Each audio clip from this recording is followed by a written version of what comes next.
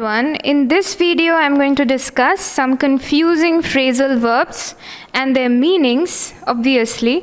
And this is not just going to help you while writing essays, but also while, solving the grammar section of your English language papers, because many times in the preposition section or in the choose the appropriate word section, they do give phrasal verbs in order to confuse the students. So a knowledge of some certain confusing phrasal verbs is really going to help you with that. So I will be starting with put. There are various prepositions that usually follow put and all have different kinds of meanings. So I am going to be discussing a few of them. Put on means to wear something. She put on a cap instead of a hat, meaning she wore a cap instead of a hat to the sports meet. Put down. Put down means to write something down. So, put down all your names on this sheet of paper, meaning write down all your names on this sheet of paper. Put out means to extinguish a fire, to make it stop burning. So it took the firefighters 5 hours to put out the fire in the building, means to extinguish the fire in the building. Then we have put off. Put off means to delay or to postpone something.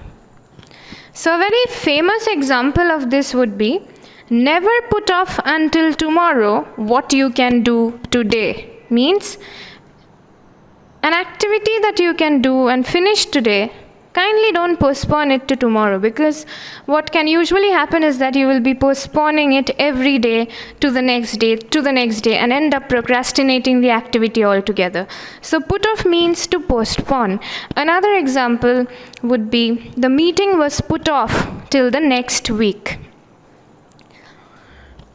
The next phrasal verb is put across. Put across means to explain something very, very clearly. She was trying to put across her points with a lot of clarity. She was trying to put across her points with a lot of clarity, meaning she was trying to explain her points very, very clearly. She was trying to convey her points very, very clearly to the others present around her. Put across means to elaborate on something and, talk about something with a lot of clarity. The next is put away. Put away means to clean up or to tidy up. Put away all your toys inside the cupboard. Put away all your toys inside the cupboard. The room should be clean. The next one is put up with. Put up with means to tolerate. An example of it would be, I can never put up with my aunt's obnoxious behavior, meaning I can never tolerate my aunt's obnoxious behavior. So all of these are very, very different phrasal verbs and they all mean differently. So if you use put on, if you're trying to use put on but you mean something else, put on, you try to convey the sense that someone is postponing a meeting, someone is delaying something, but you use put on instead of put off, then the entire meaning of the sentence is going to change. So be very, very careful about what words or what prepositions you are using after the verb put, because different prepositions make different senses. And please don't get confused between them. Practice it every day. Look at these videos, look at your notes every day in order to clearly drill in your heads what these different phrasal verbs mean. The next phrasal verb, get down or get to, means to give serious focus or attention to something. Get down or get to means to give serious focus or attention to something. Let's get down to work. You've often heard of it. Let's get down to work. It means let's put all our attention to our work now. Get ahead means to be successful.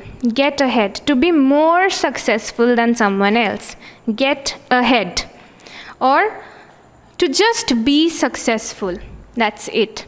So if you use it in a sentence like, she wants to get ahead in her career, then what you mean is she wants to be really successful in her career. She wants to really advance her career. But if you use it in a sentence like, he wants to get ahead of you, it means that he wants to perform better than you. Next, get over. Get over means to overcome something or to move on from something. Get over. So get over means to overcome or move on from something. So an example of this phrasal verb in a sentence would be, if you invest time in your own self and work towards bettering your own goals, it won't take you a very long time to get over all your insecurities. If you invest time in yourself and work hard towards bettering your goals, it won't take you much time to get over your insecurities. Get over means to overcome. Then the next one is get away. Get away. It means to escape. Get away means to escape or run away from somewhere, escape a certain kind of situation. So, an example of this would be, he always wants to get away from work at the earliest possible opportunity. He always wants to get away from his work at the earliest possible opportunity. Meaning he wants to escape from his work, go back home quickly at the earliest possible opportunity. Or the thief got away after stealing all the precious jewelries. The thief got away after stealing all the precious jewelry. It means the thief escaped after stealing precious jewelry. The next one is get along. Get along means to have a good relationship with someone, to have a good friendly relationship with someone. So, a sentence example would be, it's quite impossible for me to get along well with my aunt. You know, the aunt with the obnoxious behavior. So, it's quite impossible for me to get along well with my aunt. The next phrasal verb that we are going to explore is take off. Take off means to start flying. The flight took off means the flight finally took off from the ground and now it's in the sky flying. Take on means to accept. Take on means to accept some kind of responsibility. So a sentence example would be, she took on more responsibilities as she was promoted to a higher post. The next one is take down. To remove something from somewhere. To remove something from somewhere. Take down. So it's very in use, in vogue nowadays, this particular phrasal verb. For example, if you post something on social media, something that is very controversial on social media, your friends would probably call you and tell you, please take down that post from Facebook. Please take it down. Okay, so taking something down means to remove something or to erase something from somewhere. It can be something, it can be some person too. So if a person is removed from a higher position, suppose a person used to be a CEO, but he's now removed from that position, you can use take down in that respect too. The next one is to take against. Take against means to start disliking someone. To start disliking someone. So a sentence example would be, I really used to like my uncle, but now, after witnessing the kind of activities he's been going around doing lately, I have taken against him. Meaning I have started to dislike him. The next one is to take over. Take over means to get control of something. To get control of something. Okay, so a sentence example of this would be, Prince Alexander took over the whole territory. Means Prince Alexander conquered the whole territory, gained control over the whole territory. Take over, took over in the past tense. Now this is a very important one. Take after. And this is something most students do not know. Take after. The phrasal verb take after means to look like someone, to resemble someone, to look like someone or to resemble someone. So, if someone tells you, you take after your mom, you take after your mom, that person means that you look like your mother. You have inherited your mother's looks. You resemble your mother. This is a very important phrasal verb. Please keep this in mind, write it down and register it. It's very, very important. The next phrasal verb is hang on to. Means to continue to hold on to something. Continue making an effort on a specific objective or on a specific thing that you have in mind. For example, she continued to hang on to her friend even after she had been betrayed by her. Meaning she continued to invest her time and energy in the friendship, invest her efforts in the friendship even after being betrayed. Okay. So the next one is hang back. Hang back means to be reluctant to carry something on. Just the opposite of hang on to. Hang on to means to continue to carry on something. Hang back means to be reluctant to carry on something. To discontinue. Then we come to hang up. Hang up. There's a very popular song, Hung Up, by Hot Shell Ray. So hang up means to end a phone conversation. So when you're talking to your friend on the phone and you tell her or she tells you that I'm really tired now, I have to go to bed, so I'm hanging up. What she means is that she is ending the phone conversation there. She is disconnecting the call. Hang up means to disconnect the call. Like voluntarily disconnect the call, not involuntarily. To end the phone conversation. Please hang up the phone, or I'm really tired, I need to hang up now. Means I really need to disconnect the call now because I'm really tired, I need some rest. The next one is hang about. Hang about. Hang about means to roam about somewhere, to loiter somewhere. Kindly do not hang about the library. Kindly do not hang about the library. We cannot afford to have noise here. Kindly do not hang about the library. We cannot afford to have noise here. Means do not loiter around the library. Do not roam about here. Do not wander around the library. We cannot afford to have noise here. We need silence. Hang out. Hang out. Hang out means to spend a sufficient amount of time in a particular place. To spend a sufficient amount of time in a particular place. For example, a sentence like, being an introvert, she preferred to hang out in the library. Being an introvert, she preferred to hang out in the library. Meaning, she was introvert, therefore, she liked to spend a lot of time in the library.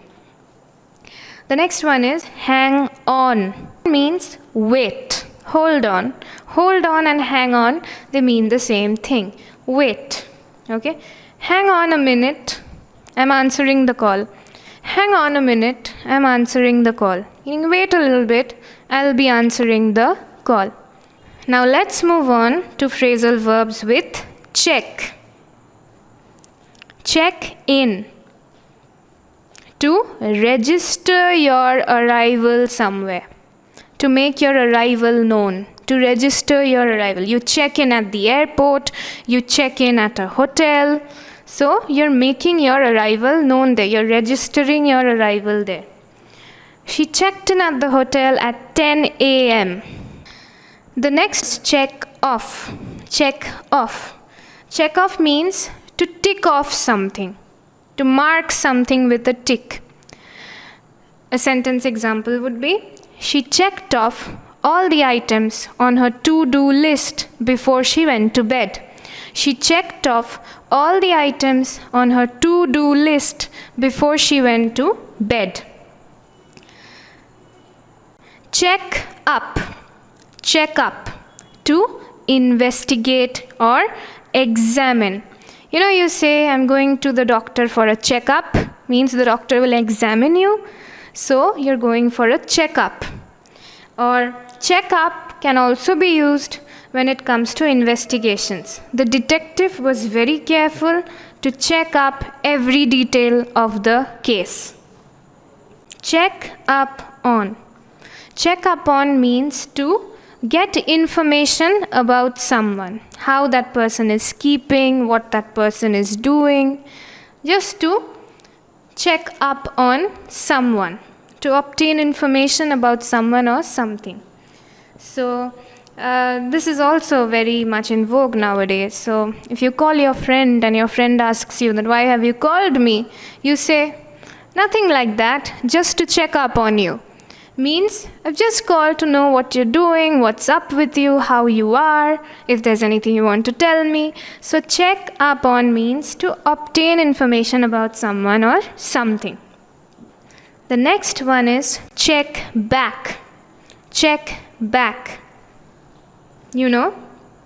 Check back means to check again. Come back and check again. So, suppose you go to a particular office looking for a particular employee there, or maybe the boss. You're going for an interview and you want to meet the boss, and the receptionist tells you, he's not here yet. Can you check back in an hour? He's not here yet. Can you check back in an hour? Meaning, can you come around again and, check again if he's arrived after an hour? Okay. Then comes check out. Check out is the exact opposite of check in. Just like check in was making your arrival known, check out is making your departure known, registering your departure. So she checked out of the hotel at 5 p.m. So that's all your phrasal verbs with check. The next set of phrasal verbs will be related to the word read. The first one is read out. Read out means to read something aloud. So, an example of it would be, can you read out the headlines from the newspaper? Can you read out the headlines from the newspaper? Can you read them out aloud? Then, read through. Read through means to read something quickly from the beginning to the end. So before your exams, make sure you read through your notes. Meaning, read your notes carefully but quickly from the beginning to the end. The next one is read over. Read over means to read very, very carefully in order to look for mistakes or check if all the facts are correct. Read over. So, a sentence example would be, I asked my professor to read over my manuscript before I submitted it to the publisher. Then, this is also very interesting. read up on something means to read a lot about something in order to gain more knowledge of it. To read a lot about something in order to gain more and more knowledge about that particular topic. So, just like, I mentioned that in the idioms video that the American Wars of Independence are kind of my gray area. So you can use it here, like I decided to read up on the American Wars of Independence so that I could gain a lot of knowledge about that particular topic. Very, very simple. So if something is your gray area, then read up on that particular thing. Try to get more and more knowledge about that particular topic. And the last one is read back means to read something again for the second time.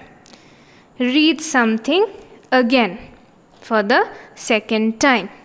So if someone has misinterpreted something due to a hurried reading of a text message or something like that, or a chat, you can tell that person, please read back the message again. Please read back the message. Means please read it again and then come and talk to me. Thank you. That's all for this video. See you once again in the next video.